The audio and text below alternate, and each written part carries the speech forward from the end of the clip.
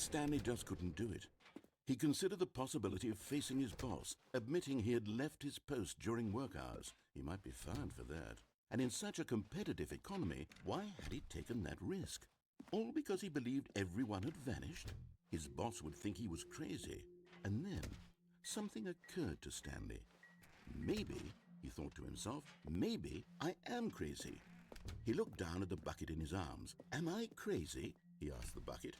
The bucket returned his gaze, but said nothing at all. That's strange, Stanley thought. Usually the bucket is a source of guidance and wisdom for me in difficult times such as these. He held the bucket close, yet felt none of its familiar reassurance and comfort. And that's when Stanley realized, this isn't my bucket. It's just a normal, everyday bucket. Someone else's bucket, perhaps. How did I end up with someone else's bucket? This is all terribly wrong. Surely no good would come from this. Who knows what sorts of bizarre hallucinations Stanley might experience without the psychologically grounding presence of his bucket. And indeed, now he noticed that the rooms were repeating, which was, of course, very odd. And now he felt himself floating off the ground. Oh, gracious, he exclaimed. Without my bucket, I've gone truly mad. Where is it? I must find it. Far off in the distance now, he heard it, calling to him. Stanley! Stanley, it's me, the bucket. Could it truly be? He rushed forward from room to room, passing by one bucket after the next. None of them were his. None of them were his special bucket. Come to me, Stanley.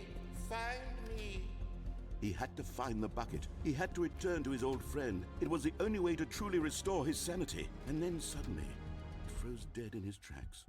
He knew where the voice of the bucket had been coming from. The real bucket was inside of him all along. It was incredibly painful. Stanley doubled over in agony and blacked out.